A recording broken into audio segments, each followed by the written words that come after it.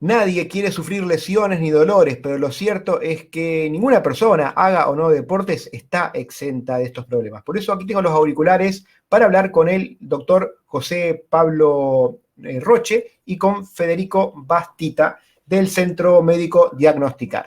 ¿Cómo están? Vamos a hablar hoy, ¿les parece, sobre dolores de espalda? Dale, perfecto. Bien, el dolor de espalda que me parece que es algo bastante común, ¿no? Es uno de los dolores más frecuentes. Mucha gente que, como en mi caso, por ejemplo, trabajamos sentados, trabajamos frente a una computadora, y creo que esas cosas pueden afectar. Y también ver si afecta de alguna forma la actividad deportiva, especialmente lo que es correr. Bueno, causas tenemos mucho de dolor de espalda, es una de las patologías más frecuentes en la consulta médica, sobre todo en estos tiempos de pandemia, ha incrementado su patología. Las causas de los dolores de columna son muchísimas, pueden ser estructurales, congénitas, adquiridas, posturales. ¿Hay alguna forma de poder dividir los síntomas de dolores, me imagino, dependiendo de qué parte de la espalda duela, tal vez? Sí, sí, la patología viene por el lado de la columna cervical, que es la parte superior, está por debajo de la cabeza. Lo más frecuente es dolor de cabeza, a veces puede provocar mareos, náuseas, sensación de vómitos, y cuando hay una cervicobraquialgia es porque también compromete a la parte del hombro y el miembro superior. Después tenemos la columna dorsal, que es la parte media de la columna, que ahí hay un dolor muy específico en la parte de atrás del cuerpo, y después la columna lumbar, que es la parte más baja, y depende de la afectación, si compromete o no a las salidas nerviosas, puede dar un dolor lumbar irradiado hacia el miembro inferior con disminución de fuerza, parestesias, atrofia muscular, etc. Hemos escuchado muchas veces y leído acerca de los discos y la hernia de disco, por ejemplo. ¿Podrías explicar un poquito qué son los discos y qué lesiones pueden sufrir? Bueno, los discos, como se ve acá en la columna que tenemos, está situado entre las vértebras y es una almohadilla cartilaginosa que hace que mantenga la posición de la columna, permite mínimos movimientos en la columna y es como un amortiguador entre vértebra y vértebra. Ahí es donde se suele sufrir hernia de disco. ¿Y qué sería la hernia de disco? Exactamente, tenemos la protusión de disco y la hernia de disco. La protusión de disco es cuando, o sea, la vértebra está envuelta por un anillo fibroso. Ese anillo fibroso hace un abombamiento hacia la raíz medular. A diferencia, cuando ya hay una hernia propiamente dicha de disco, es el anillo pulposo lo que está dentro, hace como una fístula sobre el anillo fibroso y hace que comprima la raíz medular. Y en este caso, ¿el peso de la persona puede influir en que aparezca el tipo de lesiones o no tiene nada que ver? Sí, el peso es contraproducente para la patología de la columna, sobre todo lumbar, porque el cuerpo es como que soporta todo el peso en esa zona y exacerba los dolores. Y a ver, si entiendo, con esto de que los discos son los que separan las vértebras, me imagino que cuando, por ejemplo, hacemos una actividad con impacto como es correr, vamos sufriendo impactos en cada zancada. ¿Esto puede terminar en una hernia de disco simplemente por correr o no tiene nada que ver? Es relativo, en realidad siempre la actividad física es bueno para el cuerpo, para el organismo. Lo importante es trabajar los músculos de la espalda para que el peso del cuerpo no sobrecaiga sobre los huesos. Es importante que el paciente, antes de que empiece a correr, fortalezca tanto los músculos abdominales como los músculos espinales. Eso va a ayudar a que los cuerpos vertebrales no sufran tanto el impacto del peso. Entonces es recomendable trabajar el core o trabajar los músculos abdominales y espinales previo al entrenamiento de correr, digamos.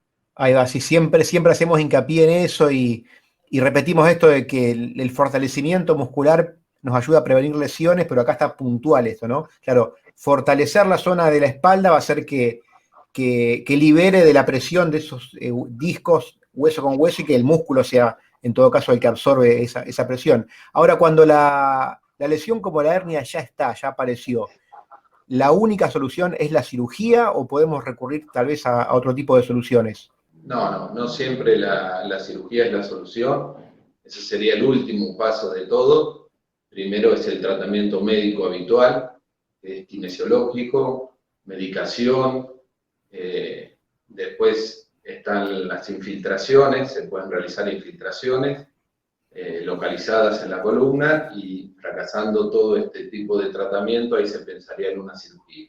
Ahora, si hago una cirugía, soluciono el problema que tengo de una hernia, ¿esa hernia no debería volver a aparecer si tengo la cirugía o estoy expuesto a que vuelva a aparecer de algún modo?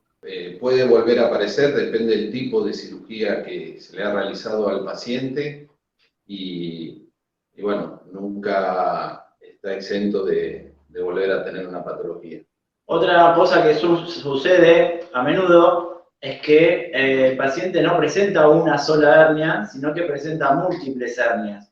Con lo cual, si la cirugía va a estar focalizada en un disco, después el dolor va a seguir por los discos que están o por encima o por debajo. Por eso, antes de la cirugía, es necesario hacer una planificación y entender cuál es el disco que está generando esos síntomas.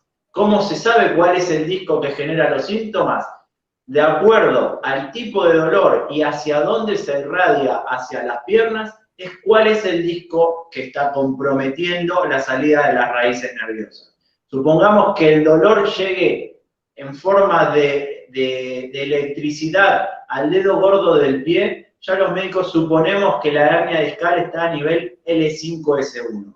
Por el contrario, si el dolor es más sobre la parte anterior del muslo, ya pensamos que la hernia de disco está ubicada entre L3 y L4 y así nos vamos orientando a ver cuál es el disco que más está generando dolor en el paciente.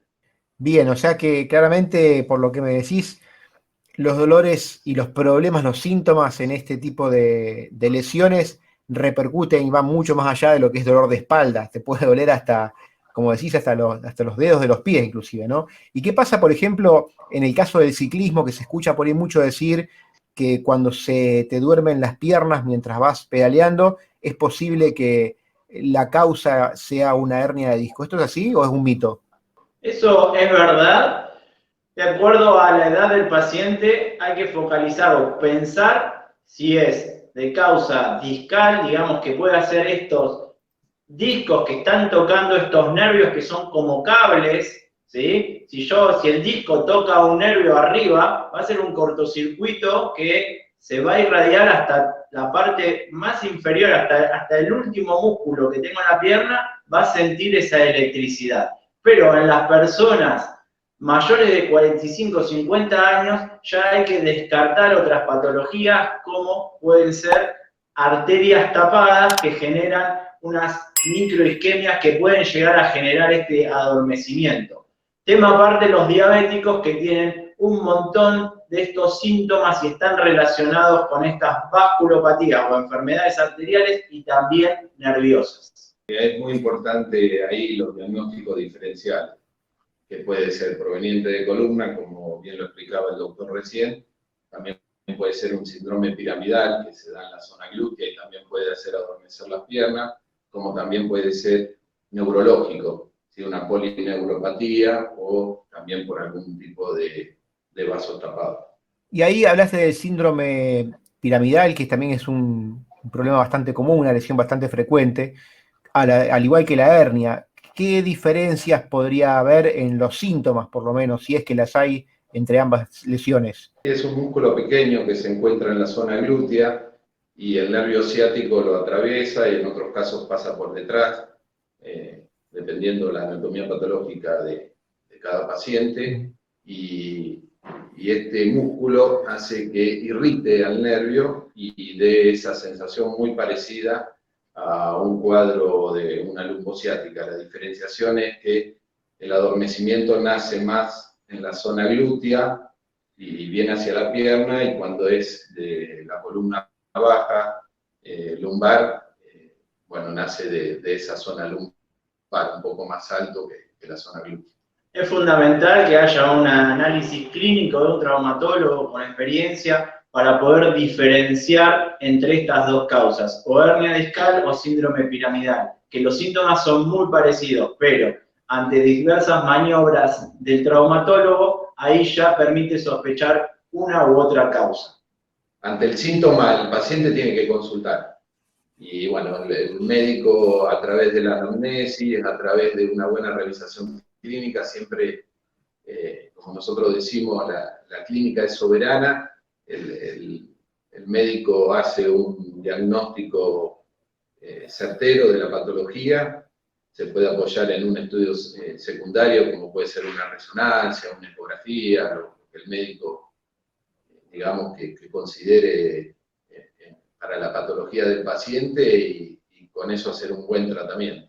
Perfecto, quedó bastante claro el panorama y obviamente es muy complejo, pero nos llevaría varios capítulos de estos videos poder hablar de todos los problemas que podemos tener en la espalda. Lo importante es poder, como decís, prevenir primero y en caso de que aparezcan los síntomas, diagnosticar certeramente y de forma rápida para poder así buscar el tratamiento correcto. Los comprometo ya a hablar en un próximo video de otra zona donde los corredores solemos tener problemas, que es la rodilla. ¿Les parece bien? En el próximo video hablamos de eso.